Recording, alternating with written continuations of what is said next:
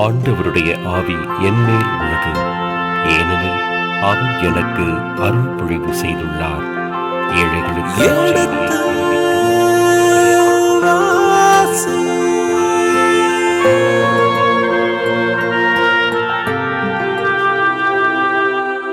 எடுத்து வாசி.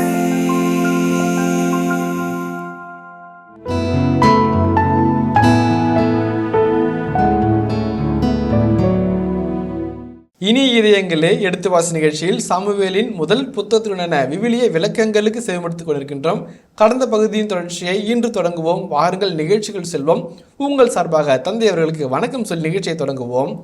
வணக்கம் தந்தை அவர்களே.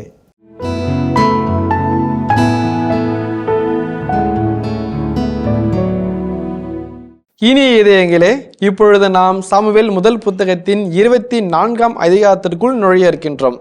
தந்தை அவர்களே, 23 அதிகாரம் வரை சிறப்பான விளக்கங்களை வழங்கியமைக்கு மிகவும் நன்றி.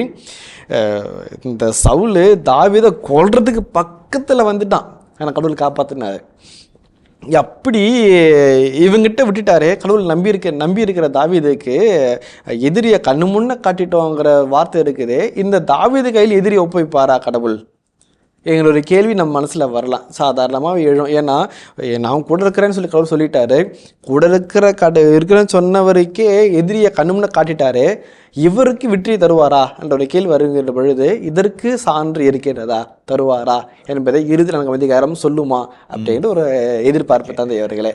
கையை ஓங்கி அவரை கைது செய்யவோ சிறையில் அடைக்கவோ வாளால் வெட்டி வீழ்த்தோ ஒரு வாய்ப்பு கிடைத்த பொழுது ஆண்டவர் குறுக்கே புகுந்து விரைந்து வாரும், பெலிஸ்தர்களை தாக்குகிறார்கள், நகரை தீக்கிரை ஆக்குகிறார்கள், இப்பொழுது இல்லை என்றால் எப்போதும் இல்லை என்ற ஒரு செய்தியை சொல்லி சவுலை அழைத்து சென்ற ஆண்டவருடைய வாக்கை நாம் 23ஆம் அதிகாரம் சந்தித்தோம்.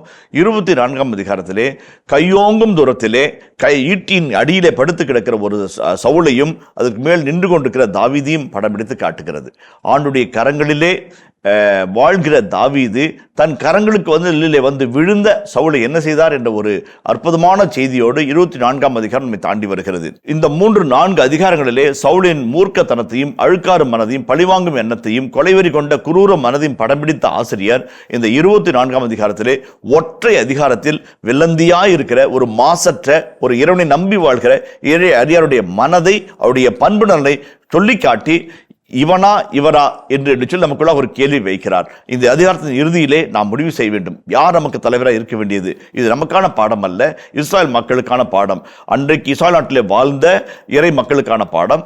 பபிலோனுக்கு நாடு கடத்தப்பட்டு அழலுற்று யாராக நாம் இருக்க வேண்டும் என்பதை சொல்லித் தருகிற பாடம். பின்னாளில் வாசிக்கிற ஒவ்வொருவரும் யாரை பின்பற்ற வேண்டும் என்று சொல்கிற வாழ்க்கை பாடத்தை ஆசிரியர் முன்பாக படமாக விரிக்கிறார். வாருங்கள் விரித்து பார்ப்போம்.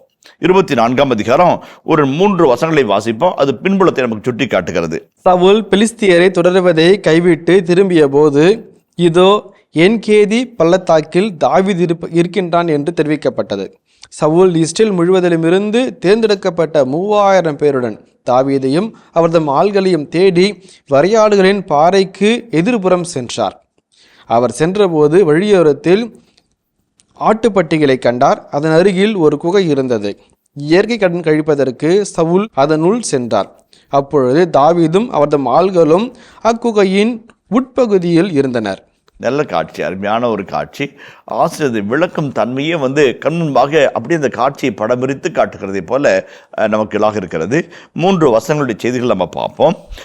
சவுல் தாவீதை பின்தொடர்கிறார் அல்லது பெலிஸ்தரை பின்தொடர்கிறார். சவுலின் எதிரியாக தாவீதை அவர் நினைக்கிறார், ஆனால் சவுலை எதிரியாக பெலிஸ்தர்கள் நினைக்கிறார்கள். இந்த இரண்டுக்கு நடுவிலே சவுல் இருக்கிறார். இந்த பக்கம் ஓடுறாரு, இல்லாட்டி அந்த பக்கம் ஓடுறாரு. இவன் அடிக்க பார்க்கிறார், அவன் அடிக்க பார்க்கிறார்.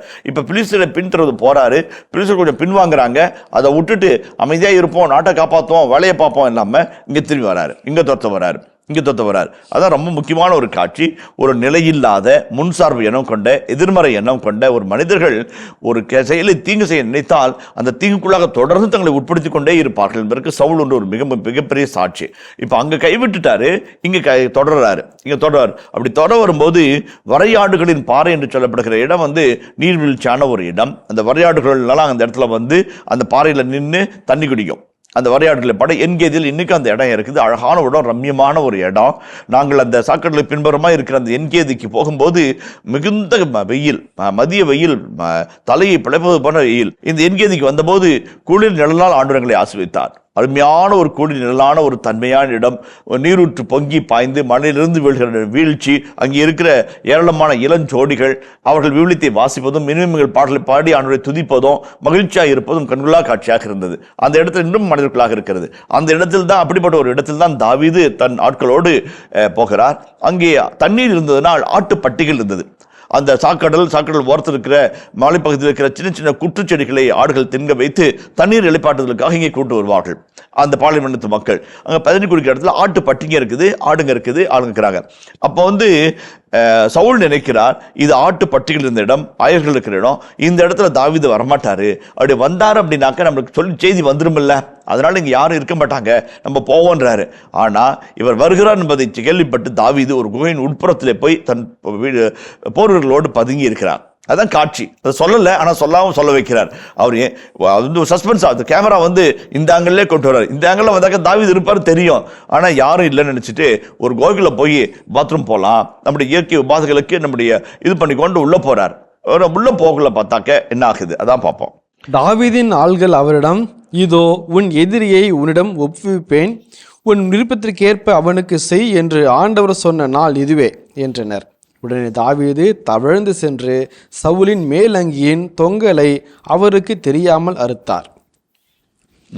தாவீது சவுலின் தொங்கலை அறுத்த பின் அதற்காக மனம் வருந்தினார். அவர் தம் ஆள்களை பார்த்து, ஆண்டவர் திருப்பழிவு செய்த என் தலைவருக்கு எத்தீங்கும் செய்யாதவாறு ஆண்டவர் என்னை காப்பாராக. அவர் ஆண்டவரால் திருப்பொழிவு செய்யப்பட்டவரானதால் நான் அவர் மேல் கை வைக்க கூடாது என்றார். 7 வசனம் வாசிக்கிறேன். அந்த பகுதியின் இறுதி வசனம் அருமையான வசனம். ஆதலின் தம் ஆள்கள் சவுலை தாக்காதவாறு தாவீது இவ்வார்த்தைகளால் அவர்களை தடை செய்தார். பின்பு சவுல் எழுந்து குகையை விட்டு தம் வழியே சென்றார். அழகான ஒரு காட்சி, அழகான ஒரு காட்சி. குட்டி பையனாக நம்மிடம் அறிமுகம் செய்யப்பட்ட இந்த தாவீது எவ்வளவு பெருந்தன்மையோடு, எவ்வளவு மாண்போடு, எவ்வளவு இறை பயத்தோடு நடந்து கொள்கிறார் என்பதற்கு இந்த 7 வசனங்கள் அற்புதமான ஒரு விளக்கு உரையாக அமைகிறது. இப்போ ஒரு நேச்சுரல் கால் என்ன, ஒரு பாத்ரூம் போய் உடல் உபாதைகளை களைவதற்காக சவுல் உள்ளே இருக்கிறார். மெய்மறந்த நிலையில் இருக்கிறார், தானும் தன் வேலையுமா இருக்கிறார். அப்போ போர்கள் சொல்கிறாங்க, உன் எதிரியை உன் கையில் ஒப்புவிப்பேன், உன் எதிரி உன் கையில் நான் ஒப்புவிப்பேன், உன் விருப்பத்திற்கு ஏற்க அவனை செய். இப்போ அவனை அடித்து துவசம் பண்ணி உன் காலில் போடுவேன், நீ விருப்பமானதை செஞ்சுக்க என்று சொல்லி சொன்ன ஆண்டவருடைய வாக்கு கொடுத்த நாள் இந்த நாள் தான் சார். வந்துட்டா சார், அவரே கோயிலுக்குள்ளாக மாட்டிக்கிட்டார். நீங்கள் இருக்கிறது தெரியாமல், வெளியும் போக முடியாமல், உள்ளவும் வர முடியாமல் நடுவில் மாட்டிக்கிட்டார். நீங்கள் என்ன வேணாலும் செய்யலாம் சார், போங்க சார், நீங்கள் விருப்பமான செய்ய வேண்டியதை செஞ்சுக்கங்க சார் என்று படைவர்கள் அவர்கிட்ட சொல்கிறார்கள். அவர் அப்படியே தவழ்ந்து ஒரு மேல் பகுதியில் மகழ்ந்து அந்த ஆடை தொங்கி இருந்த தொங்கலாடின் ஒரு பகுதியை கட் பண்ணுறார். ஏன் கட் பண்ணுறாரு அப்படின்னாக்க, அவரை கை நீட்டி அவர் மேலே எதுவும் கைப்படக்கூடாது. அது சொல்கிற 2 காரணங்கள் பாருங்கள். ரொம்ப அழகான காட்சி. ஆண்டவரின் அருள்பொழிவு பெற்றவர் தாவீது, ஆண்டவரின் அருள்பொழிவு பெற்றவர் சவுல். இருவருக்கும் இடையேயான போட்டி. ஒருவேளை சவுல் நினைப்பது போல் தாவீது நினைத்திருந்தால், சவுல் என்ன நினைச்சாரு, அவன் சூழ்ச்சிக்காரன், கழகக்காரன், என் அரசுக்கார எனக்கு திரும்பி இருக்கிறான், என் சொந்த மகன் எனக்கு ஏதாவது திருப்பி போட்டுருக்கிறான், என் படை வீரர்களை என் மக்கள் எனக்கு ஏதாவது திருப்பி போடுறான், அவனும் அவன் ஊட்டார செய்துட்டு கழகம் பண்றாங்க, அவன் ஒரு சூழ்ச்சி மிகுந்தவன். இதுதான் சவுலுடைய எண்ணம். தாவீது அதே மாதிரி எனக்கு எதிராக இவர் துரத்திட்டு வராரு, கண்ணால பார்த்தனே, கத்தி ஓங்கினாரே என்று அவர் நினைக்கவில்லை. மாறாக அவர் யாராக பார்க்கிறார், தன்னை எதிர்த்து அழிக்க வருகிற எதிரியாக பார்க்காமல் ஆண்டவரின் அருள்பொழிவு பெற்றவராக பார்க்கிறார். அதனால் என்ன சொல்றாரு, ஆண்டவரின் அருள்பொழிவு பெற்றவருக்கு எதிராக நான் கையை ஓங்கி எந்த தீங்கும் செய்யாதபடி ஆண்டவனை காப்பாராக. பியூட்டிஃபுல், ரொம்ப அழகான ஒன்று. 2வது, அவர் ஆண்டவரால் திருப்பொழிவு செய்யப்பட்டதனால் நான் அவர் மீது கை வைக்கக்கூடாது. அவர் நமக்கே சொல்லிக்கிறார், அவர் ஆண்டுடைய கையில் அறுபடி செய்யப்பட்டார், நான் தீங்கு செய்யக்கூடாது. நோ செய்ய மாட்டேன். அவருடைய மனசாட்சியோடு அவர் பேசுகிறார். போராட்டம், உணர்வுக்கும் ஆன்மீகத்திற்கும் எதிரான போராட்டத்திலே அவர் தன்னோடு பேசிக்கொள்கிறார். அவர் ஆண்டவரின் திருப்பொழிவு செய்யப்பட்டவர் என்பதனால் நான் அவர் மீது கை வைக்கக்கூடாது. யார்கிட்ட சொல்றாரு, தனக்குள்ள சொல்றாரு. இந்த செய்தி தனக்கான செய்தி கிடையாது, படைவர்களுக்கான செய்தி. அவங்க என்ன சொல்றாங்க, போங்க மாட்டிக்கிட்டான், வசமா மாட்டிக்கிட்டான், அவன் கொண்டு விடுங்கள் என்று சொல்லுகிறவர்களுக்கு சொல்லப்பட்ட அழகான செய்தி. இவ்வார்த்தைகளினால் தானும் தன் படை வீரர்களும் எந்த தீங்கும் சவுலுக்கு இழைக்காதபடி அவர் தடுத்தார் என்று வசனம் சொல்கிறது. ரொம்ப அழகான ஒரு பண்பு. தான் தீங்கு செய்ய முட்டலாம் கூட, சார் உங்களை இந்த வாட்டினா இவ்வளோ தொல்லை பண்ணா உங்களோட சேர்ந்து எங்க இருக்கிறையோ சோறு இல்லாம தண்ணி இல்லாம காடு மேடு கொகை பாகன்னு அலைய விடுறான், இவனை உண்டிலான்னு பண்ணிடுறான் சார் என்று துடித்த தன் பேரர்களை அவர் தடுக்கிறார். ரொம்ப அழகான ஒரு காட்சி பாருங்க. தன்னாலும் தீங்கு இல்லை, தன் ஆதரவாளர்களும் தீங்கு இல்லை என்பதனால் அந்த இடத்துல தாவீது சவுலை ஆண்டவரின் அருள்பொழிவு பெற்றவராக பார்த்துக்கிறார். தன்னை அச்சுறுத்துகிற, தன்னை கொல்லத்தெடுக்கிற, தன்னை கொலைவெறியோடு துரத்துகிற ஒரு எதிரியாக அவர் பார்க்கவே இல்லை. சவுலின் பார்வைக்கும் தாவீதின் பார்வைக்கும் இதுதான் வித்தியாசம். ரொம்ப ரொம்ப முக்கியமான வித்தியாசம். சவுல் எப்பொழுதும் தாவீதை முன்சார்பு எண்ணத்தோடே பார்த்தார். தாவீது எப்பொழுதும் சவுலை இறைசார்பு எண்ணத்தோடு பார்க்கிறார். முன்சார்பு தவறான எண்ணம், அவன் கொலைவெறியன், அவன் கிளர்ச்சி செய்கிறவன், சூழ்ச்சி மிகுந்தவன், இதுதான் சவுலின் பார்வை. தாவீதின் பார்வை, அவர் ஆண்டவரால் அபிஷேகம் செய்யப்பட்டவர், ஆண்டவர் தேர்ந்தெடுத்த அரசர், எனக்கும் அரசர், அவனுக்கும் நான் அவருக்கு அடியான். இந்த ஒரு எண்ணத்திலிருந்து மாறாத நாள் அவர் தீங்கு செய்யாதவாறு, பாவம் செய்யாதவாறு, ஆண்டவரை அபிஷேகம் செய்தவருக்கு தீங்கு விளைவிக்காதவாறு அவர் அவரை தன்னை தற்காத்துக் கொண்டார், தன்னை இருந்தவர்களும் தற்காத்துக் கொண்டார். ரொம்ப அருமையான 2 பார்வைகளை ஆசிரியர் சொல்லி இந்த இடத்துல தாவீது எவ்வளவு உயர்ந்தவராக இருக்கிறார். எதிராளி தன் கையில் வந்து மாட்டிய பிறகும் அவருக்கு எந்த விதத்திலும் தீங்கிழைக்காமல் அவரை தப்பி போக அனுமதிக்கிறாரே, அது அவ்வளவு காட்சி. அப்ப சொல்றாரு, ஒருவேளை இவர் என் கையில மாட்டினாரு, ஆனால் இவரை விட்டுட்டேன்னு அவர் புரிஞ்சுக்கணும் இல்லை, அவர் அவனுக்காக அவருடைய தொங்கலாடை மட்டும் கட் பண்றாரு, அதை வைத்து அவரிடம் பேசுவார். அதை பற்றி செய்தி 2ஆம் பகுதியில் வாசிப்போம். அதன்பின் தாவீதும் எழுந்து குகையிலிருந்து வெளியேறி சவுலை பின்தொடர்ந்து, அரசே, என் தலைவரே என்று அழைத்தார். சவுல் பின்புறம் திரும்பிய போது தாவீது தரையில் முகம் குப்புற விழுந்து வணங்கினார். பின்பு தாவீது சவுலை நோக்கி, தாவீது உமக்கு தீங்கு செய்ய தேடுகிறான் என்று சொல்லும் மனிதனின் வார்த்தைகளை நீர் கேட்கலாமா? இதோ குகையில் ஆண்டவர் உம்மை என்னிடம் ஒப்புவித்தார் என்பதை இன்று கண்களே கண்டன. உம்மை கொல்ல வேண்டுமென சிலர் என்னை வற்புறுத்தினார்கள். ஆனால் அவர் ஆண்டவரால் திருப்பொழிவு செய்யப்பட்டவர். என் தலைவருக்கு எதிராக நான் கை ஓங்கக்கூடாது என்று சொல்லி நான் தான் உம்மை காப்பாற்றினேன். என் தந்தையே, பாரும், என் கையில் இருக்கும் மேலங்கியின் தொங்கலை பாரும். உம்மை கொல்லாமல் மேலங்கியின் தொங்கலை மட்டும் அறுத்து எடுத்துள்ள என் செயலை பார்த்தாலே என்னிடம் யாதொரு குற்றமோ துரோகமோ இல்லை என்பதை நீர் அறிவீர். நீர் என் உயிரை பறிக்க தேடினாலும் உமக்கு எதிராக நான் ஒரு குற்றமும் செய்யவில்லை. உமக்கும் எனக்கும் ஆண்டவர் நடுவராய் இருப்பாராக. என் பொருட்டு ஆண்டவர் உமக்கு நீதி வழங்கட்டும். ஆனால் உமக்கு எதிராக என் கை எழாது. முன்னோரின் வாய்மொழிக்கேற்ப தீயோரிடமிருந்து தீமை பிறக்கும். ஆதலால் உம்மேல் நான் கை வைக்க மாட்டேன். இஸ்ரேலின் அரசர் யாரை தேடி புறப்பட்டார்? யாரை பின்தொடர்கிறீர்? ஒரு செத்த நாயை என்றோ, ஒரு தெல்லுப்பூச்சி என்றோ? ஆண்டவர் நடுவராயிருந்து உமக்கும் எனக்கும் நீதி வழங்குவாராக. அவரே எனக்காக வழக்காடி கை நின்று என்னை விடுவிப்பாராக என்றார். 8 to 15 3 விதமான செய்திகளை நம்ம பார்க்குறோம். ஒன்று இந்த பகுதி அற்புதமான நம் உணர்வை தூண்டுகிற, நம் உணர்வை தட்டி எழுப்புகிற ஒரு அருமையான ரெட்டாரிக்கல் பேசேஜ். இந்த பகுதி நம்முடைய அறிவை தூண்டுவது கிடையாது, நம்முடைய இதயத்தை தட்டி பார்க்கிறது. இதனுடைய இதய உணர்வுகளை உரசி பார்க்கிற ஒரு அருமையான பகுதி. ஒவ்வொரு வார்த்தையும் அழகாய் கட்டமைக்கப்பட்டு அற்புதமான வாக்கியங்களாக தொகுக்கப்பட்டு ஒரு அற்புதமான ஒரு பெர்சுவேடிங் மெசேஜாக நம்மை சேர்க்கிறது. இந்த பகுதியின் ஒவ்வொரு வார்த்தைகளும் சவுளுடைய உள்ளத்தை மட்டும் உருக்கவில்லை, நம் உள்ளத்தையும் உருக்குகிறது. 3 நிலைகளில் நம்ம பார்க்கிறோம். முதலாவது ஜெஸ்டரல், வெர்பல், அப்புறமேட்டு ஆட்டிடியூட்னல். 3 நிலைகளில் அவருடைய உடல் மொழிகளினால, சொல் மொழிகளினால, மனமொழிகளினால சவுல் எப்படி தொடப்படுகிறார் என்பதை பற்றி அழகான செய்தியை நம்ம பார்க்கிறோம். முதலாவது பாருங்களேன், தாவீது குகைக்குள்ள இருக்கிறாரு. சவுல் இயற்கை உபாதைகளை கழிப்பதற்காக உள்ள வராரு, வசமா மாற்றாரு. ஆனால் அவருக்கு தப்பித்து வெளியே போகிறார். அவரை முன்னாடி போக விட்டுட்டு பின்னாடி நின்று தாவீது பேசுறார். ஒருவேளை தாக்குதலின் தூரத்தை தவிர்த்து ஒரு வாளாலோ, ஒரு ஈட்டியாலோ, ஒரு அம்பாலோ அவரை தாக்க இயலாதவர் தூரத்தில் இருந்து தாவீது உரத்த குரலில் சவுலை பார்த்து சொல்லுகிறார். என்ன சொல்றாரு? சொல்றதுக்கு முன்னாடி ஜெஸ்டரல் பாருங்க. தாவீது சவுல் பின்பக்கம் திரும்பிய போது முகம் குப்புற விழுந்து வணங்கினார். எவ்வளவு அழகான ஒரு காட்சி பாருங்க. நம்மளுக்கு அந்த மனசு வருங்களா? தாவீது சவுல் தன்னை திரும்பி பார்த்தபோது முகம் குப்புற தரையில் விழுந்து வணங்குகிறார். யாரை வணங்குறாரு? ஈட்டியும் அம்பும் ஆயுதமும் போர்களும் படைக்கலனும் தூக்கிக்கிட்டு கொல்ல தேடி வருகிற ஒருவனை பார்த்து வணங்குகிறார். இவருக்கு உதவி செய்தார், இவருக்கு உணவு கொடுத்தார் என்பதற்காக ஒரு குடும்பத்தையும் ஒரு ஊரையும் அழித்த ஒரு கொடூரனை தலை வணங்குகிறார். இல்லைங்களா? அப்ப அழகான காட்சி. நம்ம கண்களுக்கு சவுல் பற்றிய செய்த குற்றங்கள்லாம் நினைவுக்கு வருகிறது. தாவீதுக்கு அவர் இயற்கை உபாதை கழித்த போதும் சரி, இப்போது இறங்கத்தக்க நிலையில் அவர் இரக்கம் கேட்கும் போதும் சரி, அவர் அபிஷேகம் சட்டம் இருந்தது மட்டும் தான் கண்ணுக்கு தெரியுது. அவர் அபிஷேகம் செய்யப்பட்டவராகவும் ஆடும் அடியாராகவும் பார்க்கிறாரு. அந்த அடியாருக்கு நான் அடியார் ஆகிய முகம் குப்புற தலை குனிந்து அவரை வணங்குவேன் என்று வணங்குகிறார். ஜெஸ்டரல் லாயல்ட்டி. அந்த பாடி லாங்குவேஜ் கூட அவர் சவுலை ஒரு காலமும் உதாசீனப்படுத்தவோ, அந்த சவுலை ஒருபோதும் வேற்று மனிதராக நினைக்கவோ அவர்கள் எண்ணத்தில் கூட எண்ணம் வரல. அடுத்து பாருங்க, பின்பு தாவீது சவுலை நோக்கி, சார் உங்களுக்கு எதிராக தாவீது திட்டம் போடுறான், சதித்தம் போடுறான், உங்களை கொல்ல தேடுறான், உங்களுக்கு எதிராக கிளர்ந்து மக்களை தோன்றுறான் அப்படின்னு சொல்றவங்க பேச்சு கேட்டு நீங்க என்ன துரத்துறீங்க. நீங்க நல்லவர், நீங்க நல்லவர், உங்களுக்குள்ள கெட்ட எண்ணம் கிடையாது. ஆனா நீங்க சொல்லுவார் பேச்சை கேட்டு என்ன தப்பா நினைக்கிறீங்க சார் சொல்லிட்டு அடுத்த வார்த்தை சொல்றான் பாருங்க. இதோ குகையில் ஆண்டவர் உம்மை என் கையில் ஒப்படைத்தார். ரொம்ப அழகான காட்சி. He put you into my hands. என் கையில அப்படியே வசமா மாட்டினீங்க. என்ன வேணாலும் பண்ணிக்கலாம். ஒரே வெட்டு 2 துண்டா போயிருக்கும், தலை வேற உடம்பு வேற போயிருக்கும். எனக்கு இருந்துச்சு, வாய்ப்பு கிடைச்சிச்சு, நான் செய்யல. ஏன் செய்யல? ரொம்ப அழகா சொல்றாரு.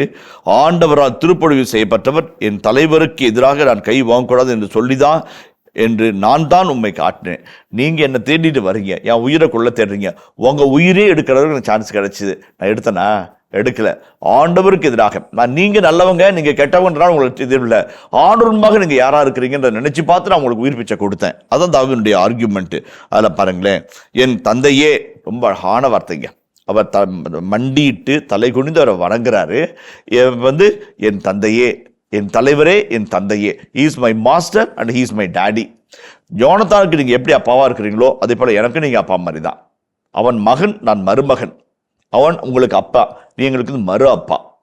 இப்படி அழகான வார்த்தை பாருங்க, என் தந்தையே. பாரும், இப்படி கண்ணை திறந்து பாருங்க. உங்க கண்ணை பகைமை, உங்க கண்ணை பதவி ஆசை, உங்களுடைய கண்ணை பழிவாங்கும் எண்ணம், உங்க கண்ணை பொறாம மறைச்சிருக்குது. பாரும். அது எபிரேய மொழியில ரா என்ற ஒரு எபிரேய சொல் இருக்கிறது. ரா என்று சொன்னால் 3 விதமான அர்த்தங்களை அவங்க பிரிக்கிறாங்க. ஒன்று பார்ப்பது, உணர்வது, அறிவது.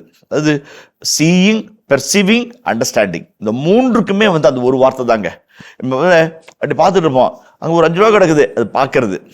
அப்படிங்களா? பெர்சீவிங், யாரோ ஒருத்தர் விட்டுட்டு போட்டாங்கப்பா, பாகம்பா, காசெல்லாம் தடுமாறாங்க, பஸ்ஸு காசெல்லாம் தடுமாறுவாங்களோ, பெர்சீவிங்கு. அண்டர்ஸ்டாண்ட் பண்றது. இது 3மே அந்த ஒரு வார்த்தையிலிருந்து வருகிறது தான். அந்த ரா தான். பாரும், பாங்க. எதுக்கு பார்க்கணும்? உள்ளதை உள்ளபடி பாருங்க. மறைஞ்சிருக்கிறத, உங்க கண்ணை மறைக்கிறத தாண்டி உண்மையை பாருங்க. உள்ளத்தில் உணருங்க, உண்மையை உணருங்க. பெர்சீவ், அண்டர்ஸ்டாண்ட் என்கிற 3 வார்த்தைகளும் ஒரு கட்டளையாக பாரும் என்று அவன் சொல்லுகிறான்.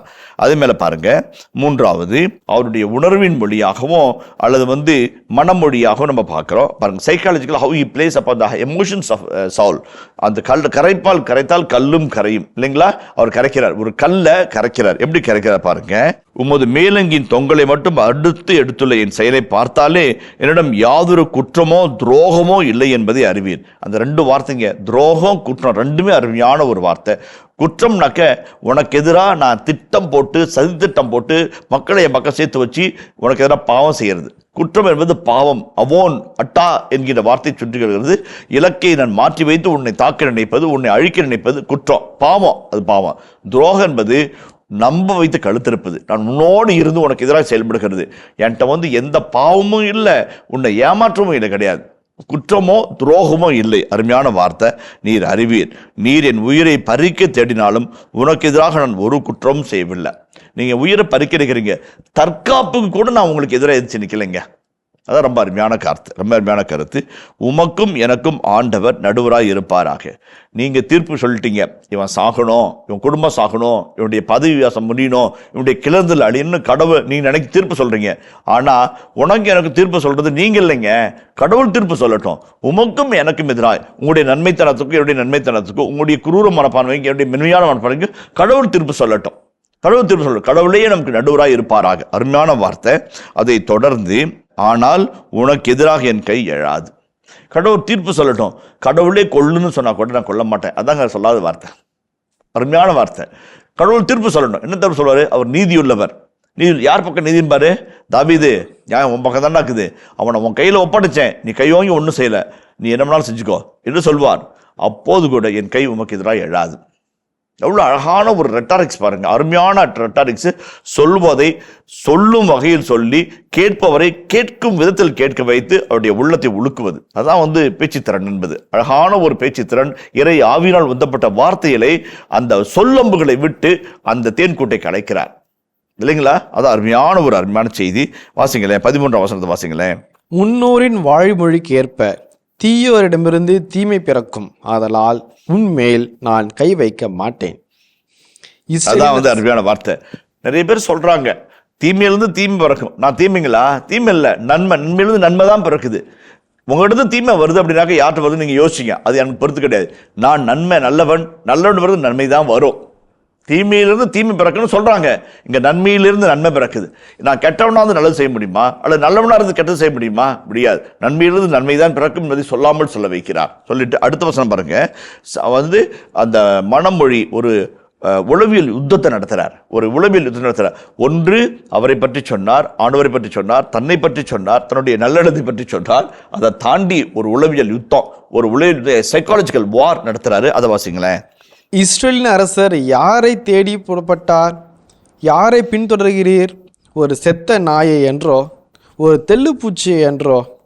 அதான் இப்போ இஸ்ரேல் நாட்டில் நாய்களை பற்றிய ஒரு செய்திகளை சொல்லும்போது சில சமயங்களை உயர்வாகவும் சொல்லுவாங்க, சில சமயம் தாழ்வாகவும் சொல்லுவாங்க.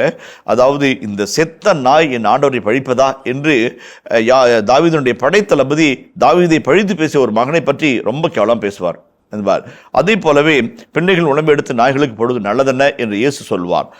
நாய்கள் உன் ரத்தத்தை நக்கும் என்று எளிய இறைவாக்கினர் ஜெசபேலுக்கும் ஆகாவுக்கும் இடையேயான ஒரு பெரிய வாக்குவாதத்தை நடத்தி தீர்ப்பு சொல்லுவார். அப்போ அந்த நாய் என்பது பல இடங்களில் ஒரு எதிர்மறை உருவமாக பயன்படுத்தப்படுகிறது. அப்ப இந்த இடத்துல சொல்றாரு, யாருங்க பின்தொடர்ந்து வரீங்க? யாரை தருவீங்க? நீங்க யாரு? ராஜா, இந்த நாட்டை ஆளும் மன்னன், ஆண்டவரால் அபிஷேகம் செய்யப்பட்டவர். நீங்க யாரை பின்தொடர்றீங்க? ஒரு நாயை, செத்த நாயை. ரொம்ப அழகான ரெட்டாரிக்ஸ். இனிய இதயங்களே, எடுத்து வாசி நிகழ்ச்சியில் சாமுவேலின் முதல் புத்தகத்துடனான விவிலிய இறை வசனங்களுக்கு செவிமடுத்துக் கொண்டிருக்கின்றோம். இதன் தொடர்ச்சியை மீண்டும் அடுத்த பகுதியில் பார்ப்போம். அதுவரை இணைந்திருங்கள். இயேசுவுக்கே புகழ், இயேசுவுக்கே நன்றி, மரியே வாழ்க. தன் சொந்த மகனை மானங்கட்ட தாயின் மகனே என்று இழித்துரைத்த அதே நாவு தாவீதின் உரையை கேட்ட பிறகு, அவருடைய கண்ணீரில் இவர் கரைந்த பிறகு சொல்லுகிற அருமையான மனஸ்தாபத்தின் வார்த்தைகள். ஒருவேளை ஆண்டவர் உனக்கு நடுவராக இருப்பாராக, ஆண்டவர் தீர்ப்பு வழங்குவாராக. அவர் தீர்ப்பு வழங்கினாலும் நான் உனக்கு எதிராக கை வாங்கி எதுவும் செய்ய மாட்டேன்னு சொல்லிட்டு தாவீது விட்டு போனான கூட காட்சி முடிச்சிருக்கலாம். உனக்கும் எனக்கு நடுவராக இருப்பாராக, நான் உனக்கு எதிராக கை வாங்க மாட்டேன். அவரே தீர்ப்பு சொல்லி அட்ரா கொல்றா தூக்குடாவனா என்று சொன்னா கூட அவனுக்கு எதிரான கை வைக்க மாட்டேன்னு சொன்னவர், அவரே உமக்கும் எனக்கும் இடையே நடுவராக இருந்து நீதி வழங்கி உமது கைகளில் இருந்து என்னை விடுவிப்பாராக. அருமையான ஒரு ஜெபத்தோட நிறைவு செய்கிறார்.